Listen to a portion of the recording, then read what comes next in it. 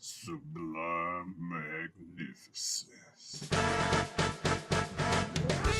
Can't sing.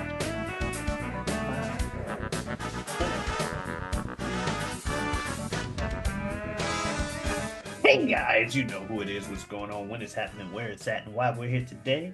How you doing? It is I, the sublimely magnificent big ugly himself, Omari Ellis Feo Grande on YouTube, back with another episode that this guy hasn't seen, and as usual, I am joined by my co-host and running mate, one of my best friends in the world, El Director himself, Bill Smith. Hey, Omari, thank you for having me back as always. Love being here. Love doing this thing, trading these movies back and forth. One guy's seen it, the other one hasn't. Uh, it's like, how would I put this? It's like a book club, but with movies. That's a good way to put it. The first time you could I've do heard this it with your as friends. such. Do it. It's so fun. I agree. It's a new year, Bill. We're back on our regular rotation, Omari. We're just back to no assignment.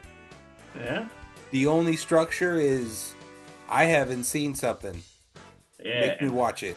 And I have. And this time I decided to make you watch a documentary slash life story of a one Eddie Murphy in the Netflix original documentary thing called Being Eddie. Being Eddie from 2025. Hey! It is rated R and it follows a comprehensive look at Eddie Murphy's life and career. Directed by Angus Wall, and of course stars Eddie Murphy, along with lots of interviews, including Dave Chappelle, Jerry Seinfeld, many more. Omari, Yeah, so what made you? So Christmas time in the city slash country was this past few weeks, and that gave me some time on my hand to watch some things. I watched one documentary that we will likely not be covering on this channel. Um, the one about Mr. Combs that I'm sure you heard about and everyone's been making the Mm-hmm. rounds about.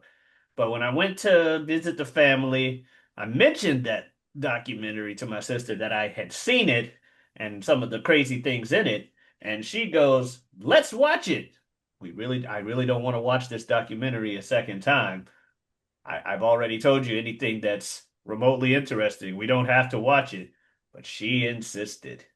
But luckily, because I had to load up Netflix, she saw the thumbnail for this during that. And once things got a little too heated in that thing to where she finally realized why I kept saying we don't have to watch this, she's like, okay, I'm ready to stop. Let's watch something that's probably more uplifting. Being Eddie. And as someone who grew up really liking Eddie Murphy and one of the people that I think when I talk about celebrities that probably shaped me and my way I ended up turning out, I'd say Eddie Murphy is definitely one of said people. Even though, as you and I have discussed, I haven't seen nearly enough of his stuff, but I've Yeah, we'll seen, get to that at the but end. what I've seen many times, Mm-hmm, and mm-hmm. I never disliked Eddie It's a Murphy. very specific slice, like because Yeah, as this Eddie Murphy the documentary. comedian. Yeah, Eddie Murphy the comedian is a lot more the Eddie Murphy I'm aware of as opposed to the Eddie Murphy the like serious, Well, I I was even guess. thinking because this documentary shows just how many almost like versions of Eddie Murphy we've had, and Yeah.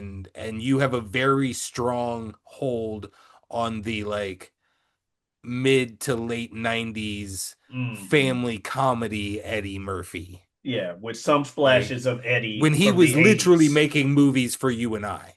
Yeah. But I do have some 80s experience. Coming to America is one of my favorite like Right, of course, yeah. movies of all Mhm. time. I can quote numerous scenes in that one. See, Um, it's so funny that Coming to America is one of your favorite movies of all time by your statement.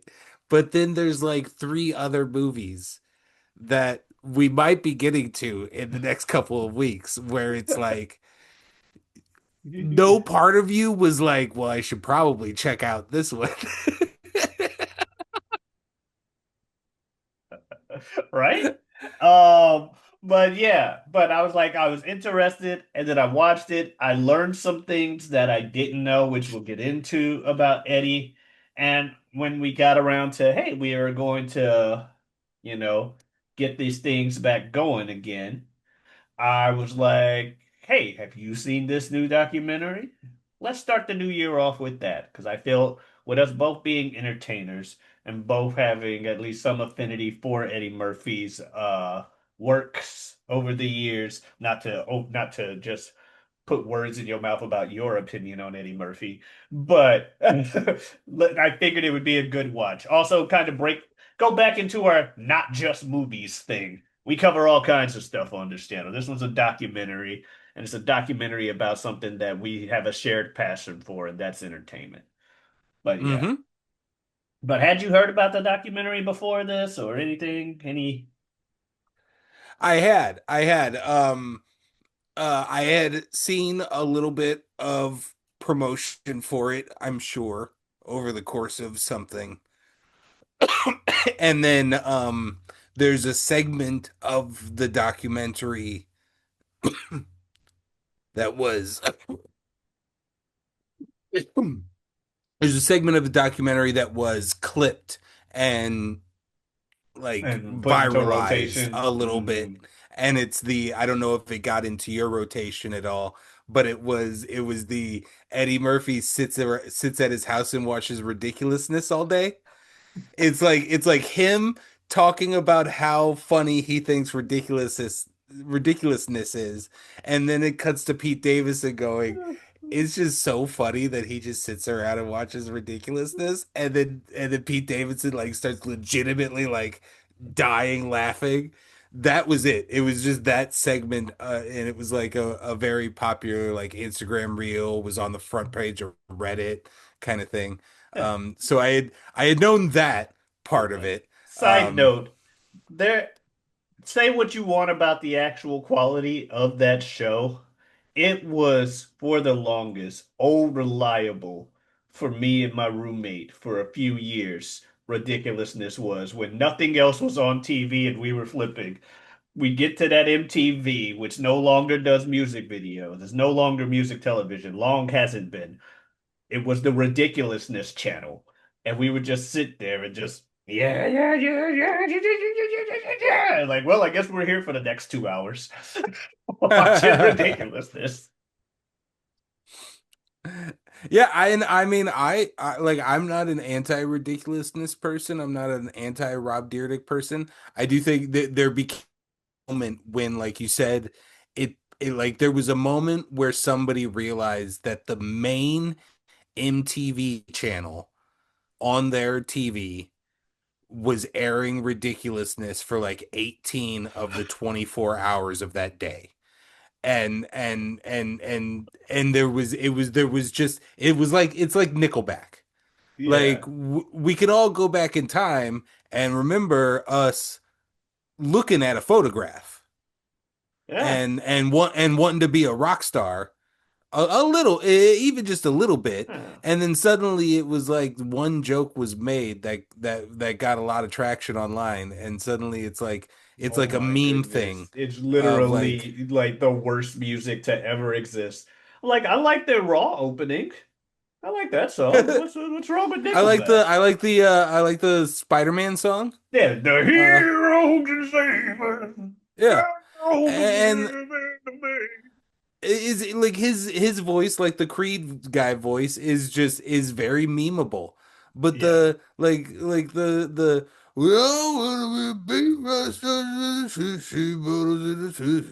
like that Rockstar song. That's not a. It's a fucking. It's a fine. It's fine. It's Yeah. fine. Yeah. But yeah, like People the treat them worst like they're a band in the one, but they're more world. of a 5 out of 10. They're okay, guys. But yeah. So But yeah, I feel like that's what ridiculous became. It became Nickelback somehow. it's easy to meme on. Like, oh, this low effort ass show, this girl on Right. the couch and her weird laugh. I Man, I relate. fucking love myself some Robin Big.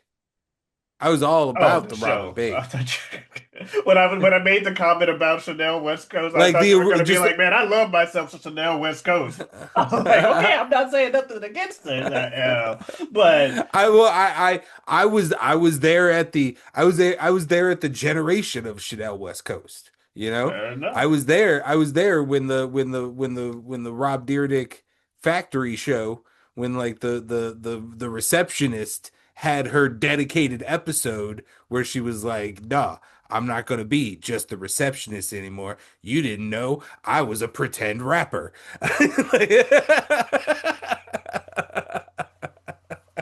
I think the first time I heard about Robin Big was through you, though, to be fair. Yeah, I was on that shit. I was Yeah, on that shit. yeah. I'm But trying to think of what the second show was called. Mystery Factory? Magic Factory? Magic Uh, Factory? It's Magic something Factory sounds right. factory. Yeah, Magic Factory sounds right. Um, but yeah, Eddie Murphy Sounds really like loved something a him douche some would name it. You see, what? because I like we bought this place and I walked into it and I just thought this is a place where magic is going to be made. Fantasy. Fantasy Factory. Fantasy Factory. Because But yeah, this is a place all our where I'm going to fantasies make come all your true. fantasies come true. Oh my That God, you is guys. totally It's a fantasy factory. That's totally a Rob Dyrdek thing to say. At least with his on-screen persona, that is totally something he would say. Ugh. Anyway, we're watching Yeah, Being Eddie Eddie. Murphy. Yeah, yeah, being Eddie. So yeah, like I said, this thing very educational. So just hopping into it, we just kind of talk about the things now. I only made two notes. I wanna Go right mention one of ahead. them right away Go right because it's ahead. within like the first 3 minutes. Fucking Dave Chappelle, man.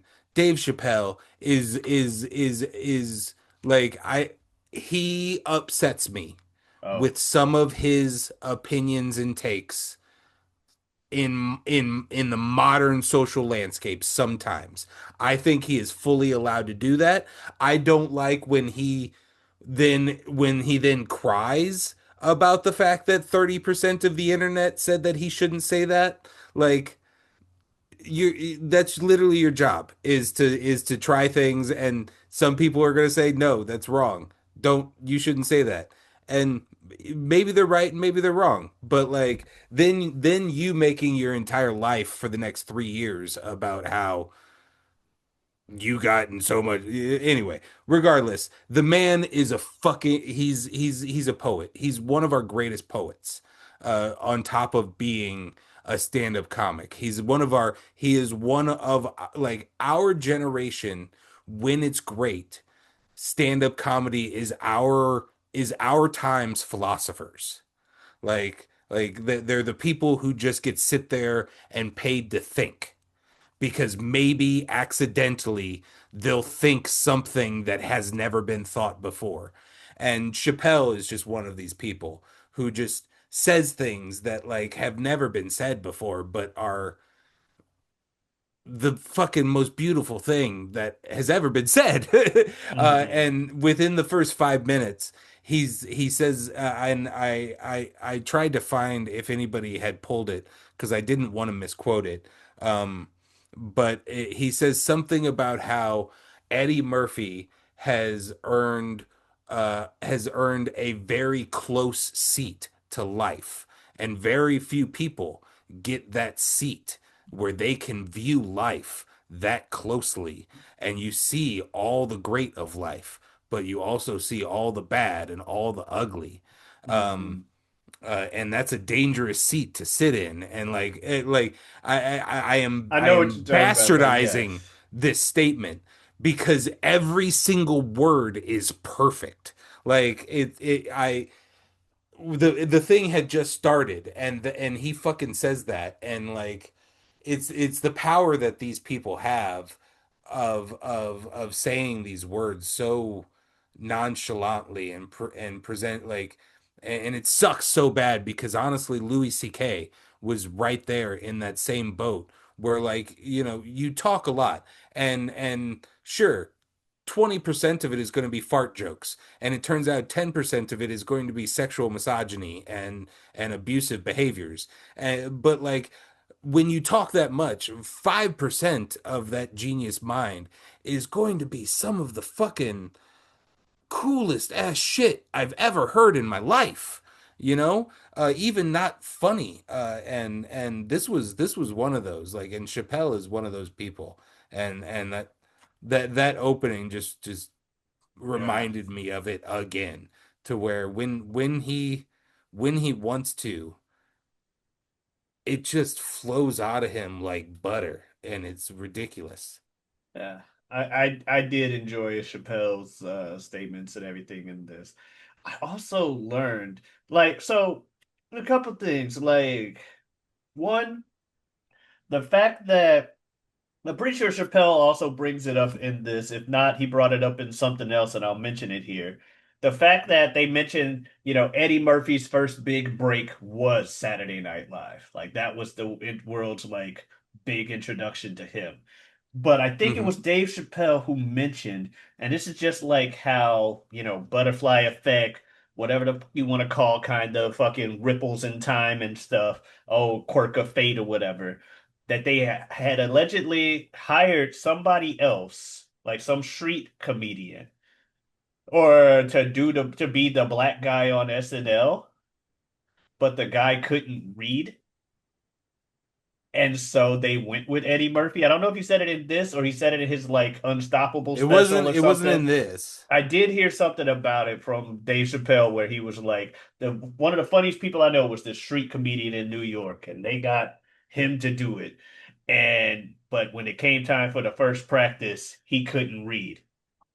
And so they hired Eddie Murphy, and it's like, Yeah, it was in one of his specials. I remember that because it's one of his very slow. He's sitting on his stool and yeah, he's just telling the story about this man. He's like, and he couldn't read.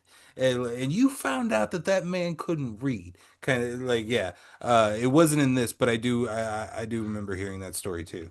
yeah. But the fact that I had always grown up with your Chappelles, your Chris Rocks, your Tracy Morgans, your people like that I thought was funny, just like I thought Eddie was funny.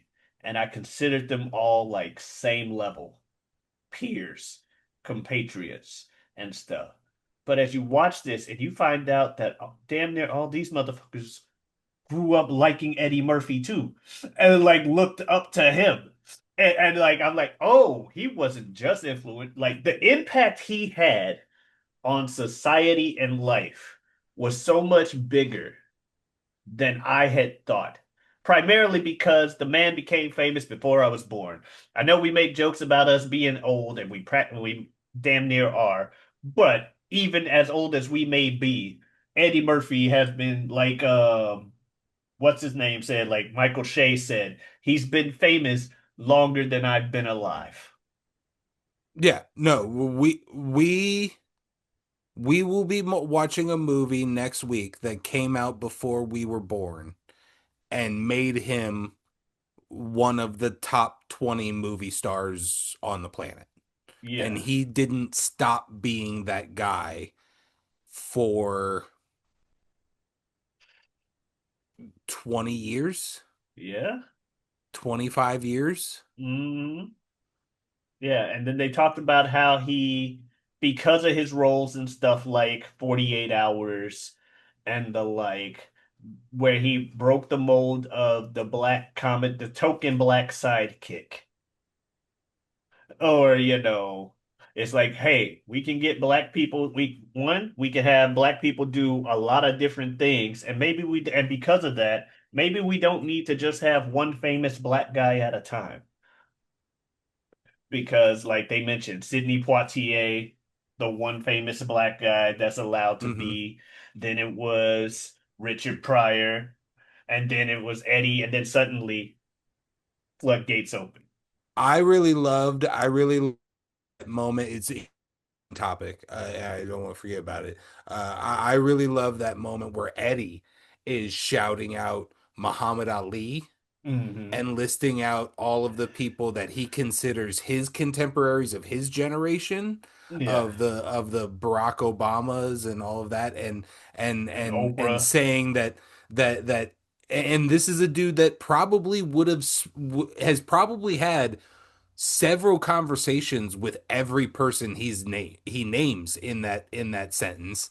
And I wouldn't be shocked if they all said, like, that they all looked up to Muhammad Ali. And to just not whether it's true or not, I've never heard anybody draw that line of like Muhammad Ali was this outspoken,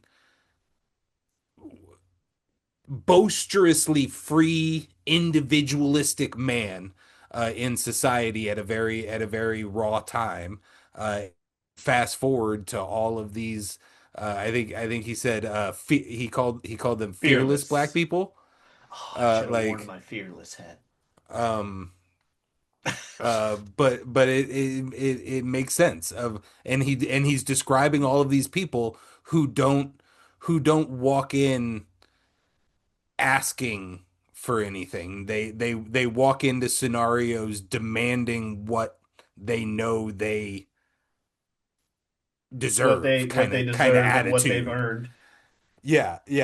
And that's what gives Eddie Murphy that leg up. And then his stories of all of the Hollywood golden era legends calling him and asking him to do lunch and stuff. It's just like, and that'd be like me talking to seeing some 20-year-old actor and just be like, I want to have lunch with him.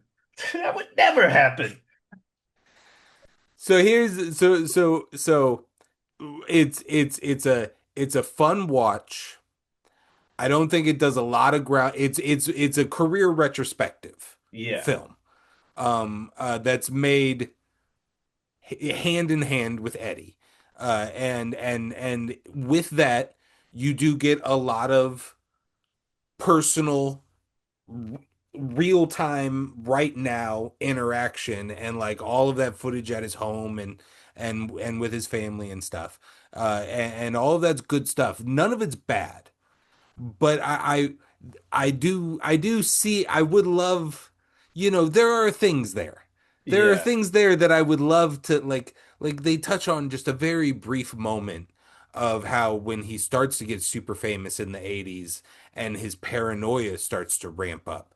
And it's a super brief moment. I would have loved To hear a to bit have more about that. to have dug into that a little bit more. I mean, 10 children with like I think it's like more than five different women easily. There's a story there that, and I'm not saying it's Yeah. good or bad. I'm saying there's a story that Yeah. I would be interested in hearing. Um, I want like I and it could be completely nothing, but like there was that moment where with all of the family, and there was a ton of food in these big buffet trays out and ready to go. And while they're talking, and it's completely monotonous because they're talking about something else, and the whole scene is just look at Eddie and his family, and they're all lovey and having Yeah. fun. This is that scene. But while they're talking, Eddie is it has a different plate that is completely wrapped in plastic wrap, with seemingly different food than what's in all the buffet trays that he's pulling out of one of those drawer microwaves. And then a few beats later in the scene, like it's a smash cut to a little bit later, and he's now sitting at the table, and everybody's sitting around him, and he is the only one with food, and he's the only one eating. There's it struck one of those things with me of like, this isn't exactly a normal home. I would love to hear. He's got to have some little idiosyncrasies. Like Well, and they touch on you it know, at least a little bit when they I go want into to his see that history. documentary. When they go into his history with like OCD that he kind Hmm. of blows off as once he found out he had it, he just kind of trained himself to not do it anymore. Or at least with his particular thing of turning the gas stove on and off Hmm. and checking it like 5 or 10 times. And then he's like, and every once in a while, and he's like, I still check it once a night. every once in a while, I'll check it twice, and then I have to remind myself, okay, motherfucker, we're not going down that route. Take your ass to bed. And it's like, yeah, the battles with SCD, OCD, the battles with OCD and stuff like that, which maybe may or may not even play into that plate thing that you're talking about. I didn't notice that detail, but you It was mentioned stuff complete. about his Only a idiosyncrasies. dumbass Like like me is he gonna notice shit like but that. Like, he but you're right. It does he clearly has like more character quirks and idiosyncrasies as you put it that I kind of wish they delved into, but at the same time, like you mentioned, this is it's clearly not saying made I dislike this in. one. It's just saying that this one revealed to me that there is also Yeah. another one made not in partnership with Ed, because like, and not to say it's going to be anti Eddie Murphy, but like you can't work that hand in hand and just and that person is going to be super open about talking about their negative qualities They even and included a clip of him saying, "I've never been the real Eddie on camera." It was in an interview, but he's like, "I've never been the real Eddie on camera." What's the real Eddie? You'll never see it.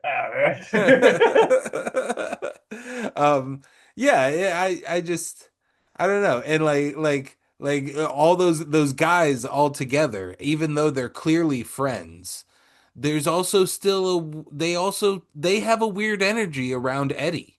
And it may just be because they idolize him and they're his hero, but it also hmm may be because he's an extreme recluse. Like at that point in his life, because they talk about how he stopped doing movies and stuff and he stopped working, and then the participating in SNL is kind of what encourages him to get back out there and stuff. So like I would love to hear about that recluse era. Like, is that how recluse is that? He's got a giant mansion. Does he never leave? Kind of thing. That Well, from what I I can would be gather, interested. yeah, from what I gather in the movie, he's he's the Do you know one of those entertainer. baby mamas is No. Scary Spice? Oh, yes, I did. Yeah. I See, did. there's a story, and that one was drama filled. Like Yeah, I remember that one being tabloid shit. yeah, Like there's a yeah, story yeah. there. They don't touch on any of the divorces. They touch they No. or they don't detail. They touch on in the sense that he mentions in Dreamgirls he was so like hurt and stuff during that movie and filming because he had just got out of a divorce. Oh, is that divorce? I didn't know if I'm that not sure if if it's I did. that divorce. I just Yeah, said they touched on a divorce. I just kind of That's the assumed he most was they somebody came who's to. had multiple divorces. As am I. As am I saying that. I didn't say it was the Scary Spice one. I'm Right. saying he had got out of a divorce. That's about as much as they touched I on don't even know if they got divorces. married. Did they get married? I just remember the baby, and then there was a while where he I was didn't know they had a denying that it baby. I was knew they were his or together. something. I knew they Oh were yeah. together. I didn't know they had a baby. Most of Um, the stuff that I know is the post of the and then it was like he was claiming that, oh no, this was an open relationship, so it could be anybody's. And then she was like, no, it wasn't. It was a monogamous relationship, and that's your child. And like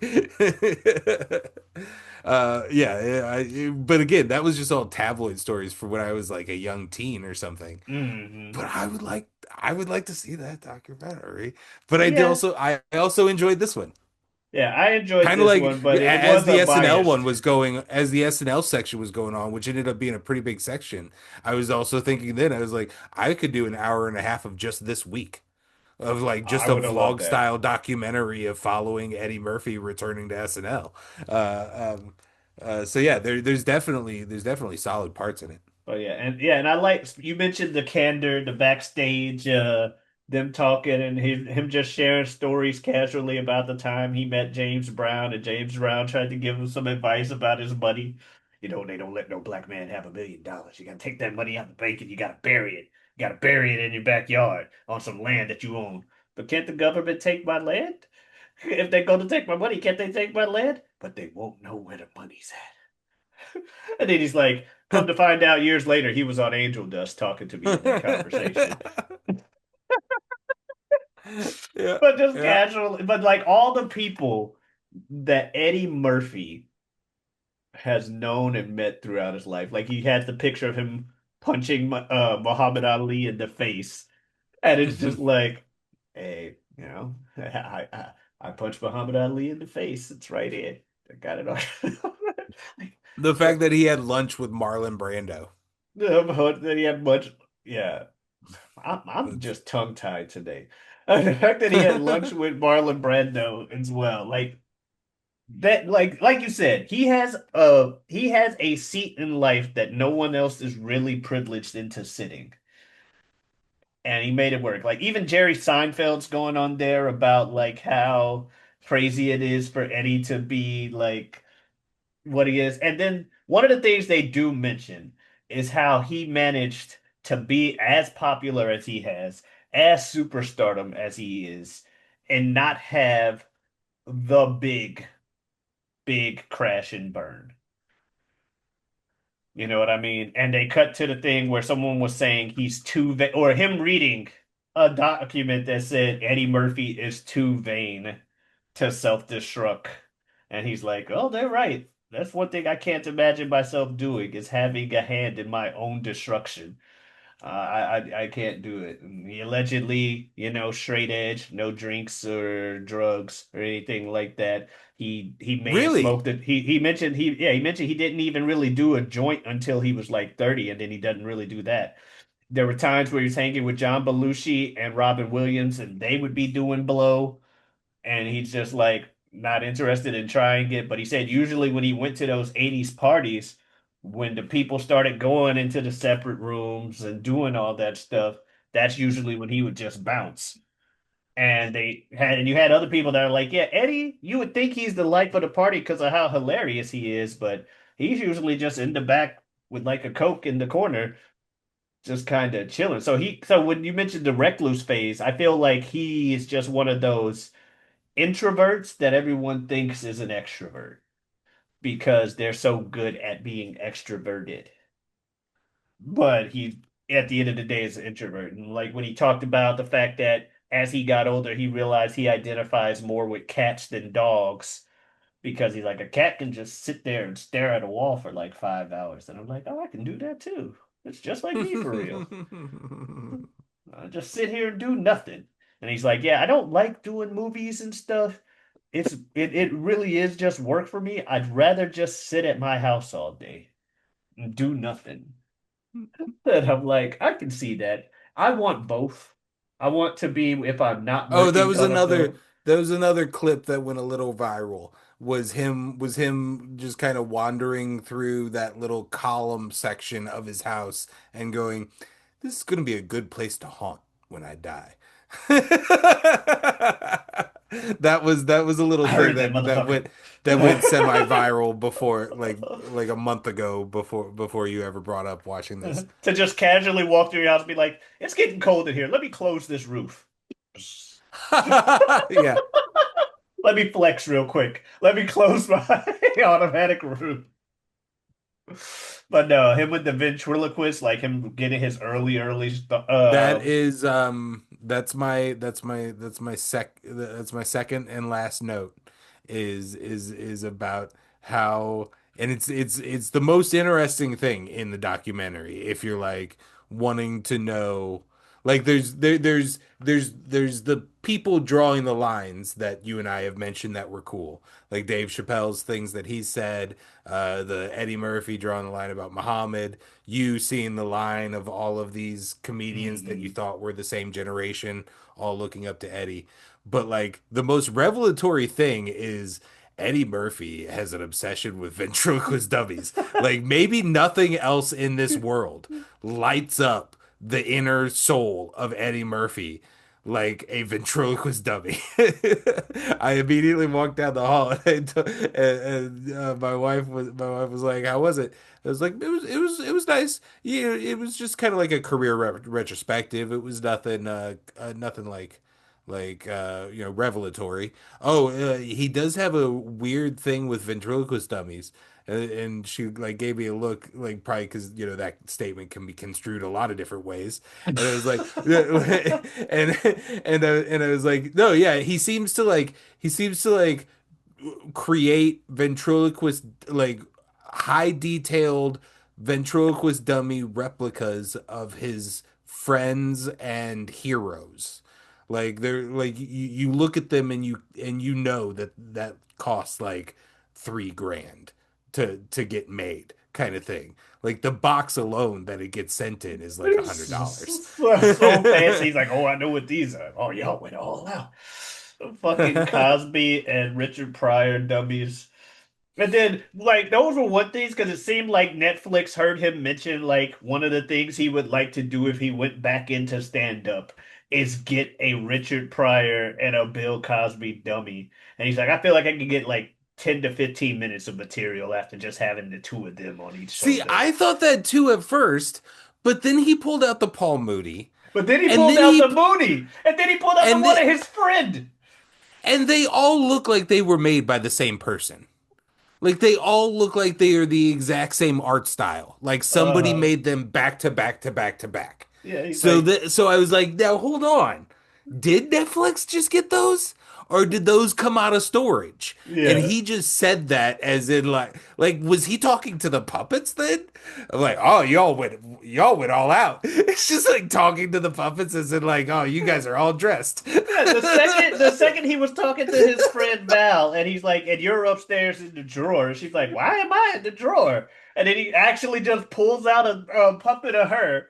And I'm like, wait, what? Like almost looking like she did in that moment. Almost wearing the same outfit. I don't think we saw all of Eddie Murphy's ventriloquist dummies. I don't either. I kind of want him to just do a fucking what's that guy's name? Jeff Dunham? Uh-huh. But it's Eddie Murphy and his own ventriloquist dummies. I feel like it'd be a funnier show. Not to say Jeff Dunham isn't funny at all, but he got old real quick. I will say that as far as my opinion on Jeff Dunham. But that them talking about him doing when he mentioned David Spade, because I know I've seen the clip in the past of him going, "Oh look, guys, a falling star, make a wish," and him just being like, "Fuck SNL.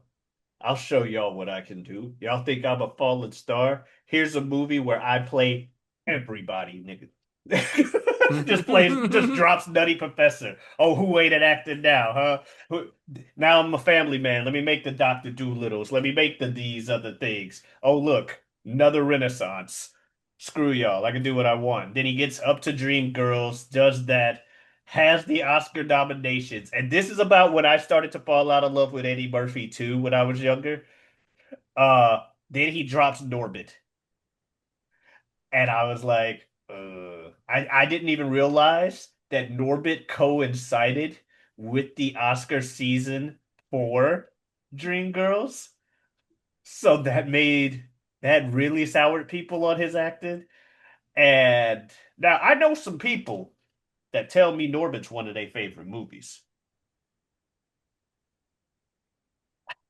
I'm related to at least one of said people. Um, I don't know. I didn't like it. I didn't like the trailers. I didn't like anything I've seen of the movie. I'm not a fan. But the fact of the matter is, to have that drop when you're finally getting considered and nominated for an Oscar, and that's when the Oscars apparently have not liked you since you made some kind of comment on their show that really pissed them off back in the day. Right. Well, I mean, so here's my thoughts on this as the resident Oscar person Yeah. for the channel. Of no fault of his own, he's never before Dreamgirls, he's never really made a film that is going to be under consideration. And Oh that's yeah. not his fault. That is a problem of the Academy. Yeah, Um, no one uh, respects comedic actors. the year of Dreamgirls, he was absolutely trending, looking like he was going to be winning. Um, uh, uh, as the documentary showed, he won the Golden Globe. Um, Just I lost the I page, thought so I'm pulling I it up now. I had Um, Mandela affected myself into thinking he did win the Oscar. overall, it was a little bit of a weak year on some of like the overall nominations. It was the year of The Departed, which we've watched here on this channel, Okay. which is incredible. Um, uh, but it was the year of Dreamgirls, which I really liked when it came out, and we talked about off camera that it does have a little bit of a diminishing return each time you watch it. And then with Eddie's performance, although it's not bad at all, viewed under a microscope, it is not some career defining, like it is a very good performance, but it's not. I don't know if under a microscope, if you look at that and you say that that's an Oscar winning performance. It was a buildup of a lifetime of work and effort, and then finally doing the dramatic role, and kind of like how Bill Murray has gotten close in a few nominations. Um, uh, uh, uh, Eventually Alan Arkin ends up winning for his role as the grandfather in Little Miss Sunshine, which is a very sweet movie and a good movie. But again, this is another performance that is not bad. It's not life changing. It's not revelatory. In many years, it probably wouldn't be Oscar award winning. But it also, in time, I feel like has gotten a little bit of a bad rap because people use it at it gets viewed as the year that Eddie Murphy didn't win. Hmm. Um, and Alan Arkin's had a very long career and done a lot of great work, so it's nice that he was able to be honored. The real crime is the nature of the Oscars and the fact that Eddie Murphy is not under consideration until 2005 with Dreamgirls, and that Dreamgirls is his only time in the slot. The Like Jamie Foxx brought it up. Like I don't think it would have won the Oscar anyway, but he's like he didn't get an Oscar nomination for anything in those Nutty Professors or any other movies where he's playing eight roles. For instance, how do you feel about Tender Mercies?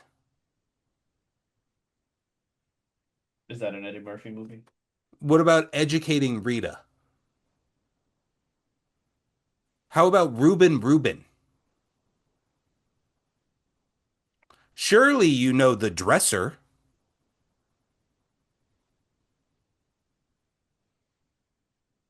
Well, Omari, those are all of the nominated films in the Best Actor category. The year of the film that we are going to watch next week, Trading Places. So I remember growing up, speaking of just the Oscars in general, and people making the complaint about black people at the Oscars and our lack of winning them. I remember Denzel winning it, and while a lot of people were happy that a black man won the Oscar, the Best Actor Oscar, there were also a lot who were trying to say that that was even more proof of racism because he had to be a bad guy to finally get the role. Same thing like when Halle won hers, and they were like, well, yeah, she had to fuck a white man on camera to get an Oscar finally. And I'm like, so I've seen like both sides of these things, and it's like, yeah, but it's at least they won the Oscar. Like, I'm not gonna look at the other nuances of like what else did they do in that movie. Like, you tell me about Training Day, I don't care that Denzel Washington was the bad guy. He was the best actor in that movie to me. He made that movie what it is. Yeah, he was incredible. And then when you find out that a lot of what he did in that movie was spur of the moment and just his take and choices he made about the character, like the fucking coffee scene was just all like him, just kind of turning it into an improv sesh. Hmm Some of the shit in the and car he and had like all that stuff. previously The King and he Kong, had and he had previously won for Glory. He was already an Oscar winner, but I mean, it's like, and I get it because like the thing with Denzel is almost every film he makes, one could make an argument that he deserves an Oscar for it. Oh, And I was so so mad and so about you do American have Gangster. you do have the years that he was nominated for his portrayal in Malcolm X and didn't win. You have him being nominated even after he wins in Training Day. He then is nominated in Flight, doesn't win. Nominated in Fences, doesn't win. Uh, Nominated for Roman J. Esquire, nominated for the tragedy of Macbeth. He's just He getting nominated wasn't. all the He was fucking time. famously not nominated for American Gangster, and they made him announce who was. I remember that was one of the few Oscar Academy Award ceremonies that I've actually watched when it aired, and I remember how pissed he looked coming out on that stage to have to announce the nominees for Best Actor when he wasn't one of them after doing the American Gangster movie. And I was like, oh, that's messed up. They're gonna make Denzel announce this. Oh, y'all just assholes. Like, that was a great job you did, Denzel. Fantastic. Not worth anything on our time, but hey, why don't you announce the people who are worth our time? Fuck you, okay? I'm not coming to your show again. Let me slap Yeah, somebody so I never have to come on the in stage. in stark comparison to the year that Eddie was nominated, Denzel had to go up against Al Pacino in Scent of a Woman, which is maybe the most legendary role of one of the most legendary male actors. Um, Robert Downey Jr., who was young at this time, but him playing Charlie Chaplin is one of the most incredible performances ever. He is otherworldly in that. And then Clint Eastwood in Unforgiven, which we Okay. have watched on this channel, and then Stephen Ray in The Crying Game, which is a divisive movie, but the But I've man heard like like it was it a good, yeah. when you talk about a volume of acting, like we've talked about volume of acting, like just the work that you had to do. He had to do a lot of work. So like this is a heavy hitters year, and I would have still probably been like Denzel and Malcolm X is fucking incredible. It's otherworldly. Um, what would have been the year of American Gangster? Oh, this is off camera stuff. I'm about ready to go onto an IMDb hole. Yeah. But yeah, Eddie Murphy, I enjoyed this. There's plenty to talk about, but hey, that's why you can go out and watch it for yourself. It was educational. Like you said, it's more of a career retrospective than a full-on life story or deep dive into the psyche, but you do get a lot about it. I will say. And I liked a lot of the moments. I did like the little credits thing. One with him again with the ventriloquist dummies. The fucking thing. And then you mentioned nothing makes him light up more than that. Like he tells some kind of corny joke with the two of them, and then he just kind of looks at the camera like, huh? And then he puts on the makeup from the barber in Coming to America, and he's playing the fucking guitar. Hear me, Jesus. Hear me, Lord.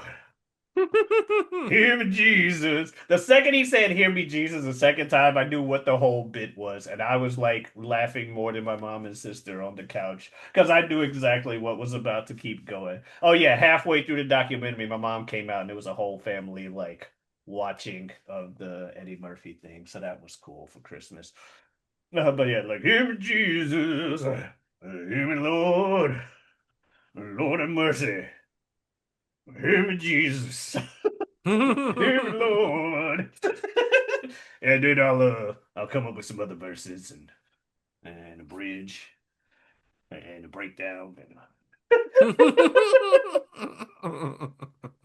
like yeah, what was it they said? Or Eddie Murphy said something about being a funny person. is really just being observant about life and noticing like the small details and stuff and knowing that you can find a comedy in it or something like that. He's like you can bring me a brand new car, but if it has one scratch on it, bam, that's what my eyes go to first. I'm very detail oriented, and that's what most funny people are when they come in the room. They notice the like small things. And so that was cool. But yeah, check it out. You said we're watching Trading Places next week. Trading Spaces is a home renovation show. We're watching Um, Trading Spaces next week. oh, is it Spaces? No. Oh, yeah. We're watching Eddie Murphy in the movie he made before, in one of the many movies he made before coming to America, but was referenced in Coming to America, Trading Places. Yes. If you want to see us talk about other things on the channel, go ahead and check it out. We also have a show on Saturdays. You don't watch sports. Two guys, three topics. Bring a little information to your sports conversation. Be a guiding light through the sea that is sports talk. I also have a Twitter and Twitch. Giotavi. Diotavi. Come on in. Stop on by. Still streaming Earth Day 240, and you know what that means. So come on in and check it out. Bill, you got anything else you want to say to the folks?